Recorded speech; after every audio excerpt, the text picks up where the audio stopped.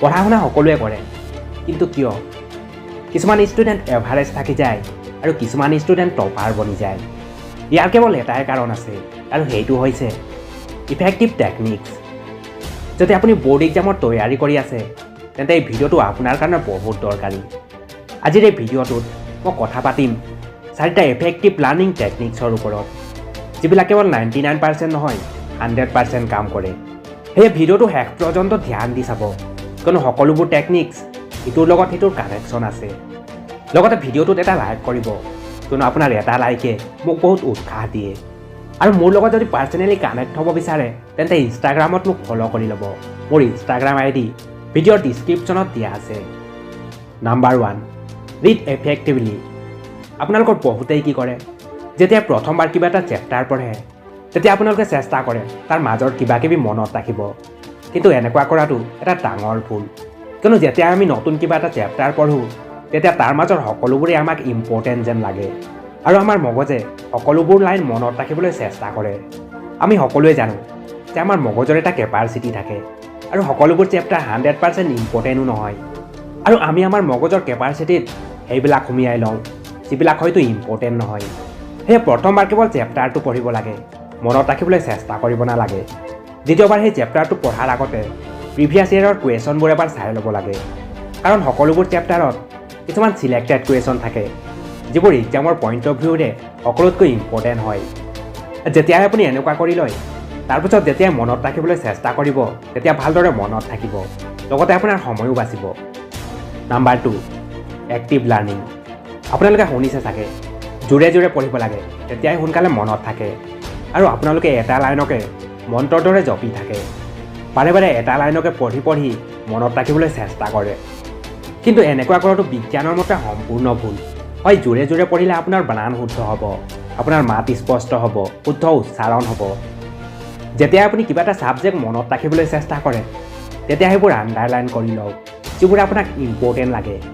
Important কথাবোৰ select কৰাৰ পিছত নিজৰ বিবেক অনুসৰি সেই টপিকটোক বুজিবলৈ চেষ্টা কৰক। তাৰ পৰা 2টা লাভ হয়।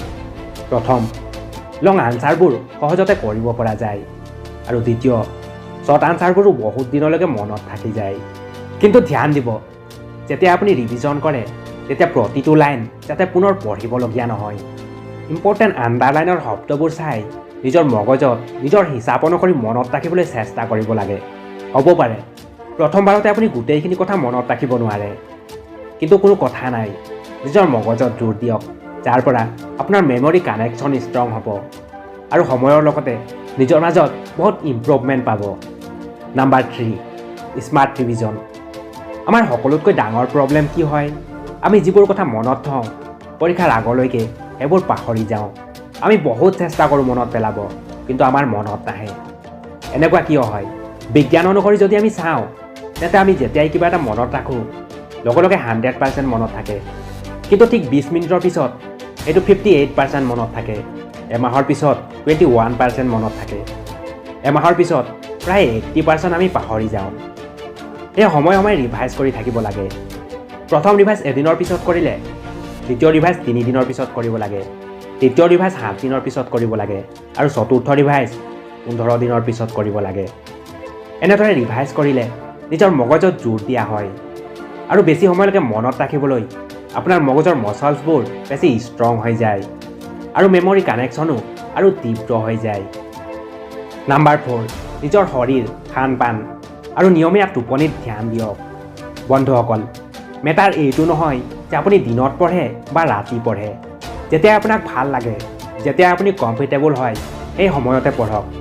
কিন্তু সম্পূৰ্ণ 24 ঘণ্টাৰ ভিতৰত এজন ষ্টুডেণ্টক 5 ঘণ্টাৰ টোপনি ল'বই লাগে। লগতে আপুনি কি খায়, সেইবোৰৰ ওপৰতো ধ্যান দিব লাগে। সেইবোৰ খাদ্য বেছিকৈ খাব লাগে যিবোৰত omega 3, ফেটিক acid, EPA, DHA, vitamin 12 এইবিলাক যথেষ্ট পৰিমাণে পোৱা যায়।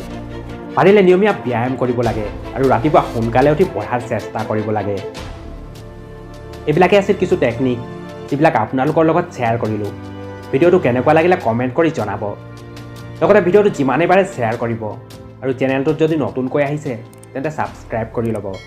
ধন্যবাদ। পঢ়া শুনা সকলোৱে কৰে, কিন্তু কিয় কিছুমান ষ্টুডেণ্ট এভাৰেজ থাকি যায় আৰু কিছুমান ষ্টুডেণ্ট টপাৰ বনি যায়। ইয়াৰ কেৱল এটাই কাৰণ আছে আৰু সেইটো হৈছে ইফেক্টিভ টেকনিক্স। যদি আপুনি বোৰ্ড এক্সামৰ তৈয়াৰী কৰি আছে তেন্তে এই ভিডিঅ'টো আপোনাৰ কাৰণে বহুত দৰকাৰী। আজিৰ এই ভিডিঅ'টোত মই কথা পাতিম 4টা এফেক্টিভ লাৰ্ণিং টেকনিক্সৰ ওপৰত, যিবিলাক কেৱল 99% নহয় 100% কাম কৰে। সেই ভিডিঅ'টো শেষ পৰ্যন্ত ধ্যান দি চাব, কিয়নো সকলোবোৰ টেকনিক্স ইটোৰ লগত সিটোৰ কানেকশ্যন আছে। লগতে ভিডিঅ'টোত এটা লাইক কৰিব, কিয়নো আপোনাৰ এটা লাইকে মোক বহুত উৎসাহ দিয়ে। আৰু মোৰ লগত যদি পাৰ্চনেলি কানেক্ট হ'ব বিচাৰে তেন্তে ইনষ্টাগ্ৰামত মোক ফ'ল' কৰি ল'ব। মোৰ ইনষ্টাগ্ৰাম ID ভিডিঅ'ৰ ডিছক্ৰিপশ্যনত দিয়া আছে। Number 1, read effectively. আপোনালোকৰ বহুতেই কি কৰে, যেতিয়া প্ৰথমবাৰ কিবা এটা চেপ্টাৰ পঢ়ে তেতিয়া আপোনালোকে চেষ্টা কৰে তাৰ মাজৰ কিবা কিবি মনত ৰাখিব। কিন্তু এনেকুৱা কৰাটো এটা ডাঙৰ ভুল, কিয়নো যেতিয়া আমি নতুন কিবা এটা চেপ্টাৰ পঢ়োঁ তেতিয়া তাৰ মাজৰ সকলোবোৰেই আমাক ইম্পৰ্টেণ্ট যেন লাগে আৰু আমাৰ মগজে সকলোবোৰ লাইন মনত ৰাখিবলৈ চেষ্টা কৰে। আমি সকলোৱে জানো যে আমাৰ মগজৰ এটা কেপাচিটি থাকে আৰু সকলোবোৰ চেপ্টাৰ 100% ইম্পৰ্টেণ্টো নহয়, আৰু আমি আমাৰ মগজৰ কেপাচিটিত সেইবিলাক সুমিয়াই লওঁ যিবিলাক হয়তো ইম্পৰ্টেণ্ট নহয়। সেয়ে প্ৰথমবাৰ কেৱল চেপ্টাৰটো পঢ়িব লাগে, মনত ৰাখিবলৈ চেষ্টা কৰিব নালাগে। দ্বিতীয়বাৰ সেই চেপ্টাৰটো পঢ়াৰ আগতে প্ৰিভিয়াছ ইয়েৰৰ কুৱেশ্যনবোৰ এবাৰ চাই ল'ব লাগে, কাৰণ সকলোবোৰ চেপ্টাৰত কিছুমান ছিলেক্টেড কুৱেশ্যন থাকে যিবোৰ এক্সামৰ পইণ্ট অফ ভিউৰে সকলোতকৈ ইম্পৰ্টেণ্ট হয়। যেতিয়াই আপুনি এনেকুৱা কৰি লয় তাৰপিছত যেতিয়াই মনত ৰাখিবলৈ চেষ্টা কৰিব তেতিয়া ভালদৰে মনত থাকিব, লগতে আপোনাৰ সময়ো বাচিব। Number 2, active learning.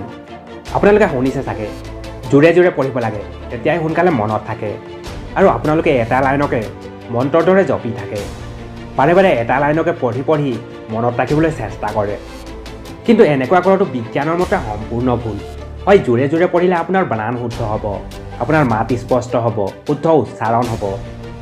যেতিয়া আপুনি কিবা এটা ছাবজেক্ট মনত ৰাখিবলৈ চেষ্টা কৰে তেতিয়া সেইবোৰ আণ্ডাৰলাইন কৰি লওক যিবোৰ আপোনাক ইম্পৰ্টেণ্ট লাগে। ইম্পৰ্টেণ্ট কথাবোৰ ছিলেক্ট কৰাৰ পিছত নিজৰ বিবেক অনুসৰি সেই টপিকটোক বুজিবলৈ চেষ্টা কৰক। তাৰ পৰা 2টা লাভ হয়। প্ৰথম, লং আনচাৰবোৰ সহজতে কৰিব পৰা যায়, আৰু দ্বিতীয়, শ্বৰ্ট আনচাৰবোৰো বহুত দিনলৈকে মনত থাকি যায়। কিন্তু ধ্যান দিব, যেতিয়া আপুনি ৰিভিজন কৰে তেতিয়া প্ৰতিটো লাইন যাতে পুনৰ পঢ়িবলগীয়া নহয়। ইম্পৰ্টেণ্ট আণ্ডাৰলাইনৰ শব্দবোৰ চাই নিজৰ মগজত নিজৰ হিচাপ অনুসৰি মনত ৰাখিবলৈ চেষ্টা কৰিব লাগে। হ'ব পাৰে প্ৰথমবাৰতে আপুনি গোটেইখিনি কথা মনত ৰাখিব নোৱাৰে, কিন্তু কোনো কথা নাই, নিজৰ মগজত জোৰ দিয়ক, যাৰ পৰা আপোনাৰ মেমৰি কানেকশ্যন ষ্ট্ৰং হ'ব আৰু সময়ৰ লগতে নিজৰ মাজত বহুত ইম্প্ৰুভমেণ্ট পাব। Number 3, smart revision. আমাৰ সকলোতকৈ ডাঙৰ প্ৰব্লেম কি হয়, আমি যিবোৰ কথা মনত থওঁ পৰীক্ষাৰ আগলৈকে সেইবোৰ পাহৰি যাওঁ। আমি বহুত চেষ্টা কৰোঁ মনত পেলাব, কিন্তু আমাৰ মনত নাহে। এনেকুৱা কিয় হয়? বিজ্ঞান অনুসৰি যদি আমি চাওঁ তেন্তে আমি যেতিয়াই কিবা এটা মনত ৰাখোঁ লগে লগে 100% মনত থাকে, কিন্তু ঠিক 20 মিনিটৰ পিছত এইটো 58% মনত থাকে, এমাহৰ পিছত 21% মনত থাকে, এমাহৰ পিছত প্ৰায় 80% আমি পাহৰি যাওঁ। এই সময়ে সময়ে ৰিভাইজ কৰি থাকিব লাগে। প্ৰথম ৰিভাইজ এদিনৰ পিছত কৰিলে, দ্বিতীয় ৰিভাইজ 3 দিনৰ পিছত কৰিব লাগে, তৃতীয় ৰিভাইজ 7 দিনৰ পিছত কৰিব লাগে, আৰু চতুৰ্থ ৰিভাইজ 15 দিনৰ পিছত কৰিব লাগে। এনেদৰে ৰিভাইজ কৰিলে নিজৰ মগজত জোৰ দিয়া হয়, আৰু বেছি সময়লৈকে মনত ৰাখিবলৈ আপোনাৰ মগজৰ মচলছবোৰ বেছি ষ্ট্ৰং হৈ যায়, আৰু মেমৰি কানেকশ্যনো আৰু তীব্ৰ হৈ যায়। নাম্বাৰ 4, নিজৰ শৰীৰ, খান পান আৰু নিয়মীয়া টোপনিত ধ্যান দিয়ক। বন্ধুসকল, মেটাৰ এইটো নহয় যে আপুনি দিনত পঢ়ে বা ৰাতি পঢ়ে। যেতিয়া আপোনাক ভাল লাগে, যেতিয়া আপুনি কমফৰ্টেবল হয় সেই সময়তে পঢ়ক, কিন্তু সম্পূৰ্ণ 24 ঘণ্টাৰ ভিতৰত এজন ষ্টুডেণ্টক 5 ঘণ্টাৰ টোপনি ল'বই লাগে। লগতে আপুনি কি খায় সেইবোৰৰ ওপৰতো ধ্যান দিব লাগে। সেইবোৰ খাদ্য বেছিকৈ খাব লাগে যিবোৰত omega 3, ফেটিক acid, EPA, DHA, vitamin 12 এইবিলাক যথেষ্ট পৰিমাণে পোৱা যায়। পাৰিলে নিয়মীয়া ব্যায়াম কৰিব লাগে আৰু ৰাতিপুৱা সোনকালে উঠি পঢ়াৰ চেষ্টা কৰিব লাগে। এইবিলাকে আছিল কিছু টেকনিক যিবিলাক আপোনালোকৰ লগত শ্বেয়াৰ কৰিলোঁ। ভিডিঅ'টো কেনেকুৱা লাগিলে কমেণ্ট কৰি জনাব। লগতে ভিডিঅ'টো যিমানেই পাৰে শ্বেয়াৰ কৰিব, আৰু চেনেলটোত যদি নতুনকৈ আহিছে তেন্তে ছাবস্ক্ৰাইব কৰি ল'ব। ধন্যবাদ।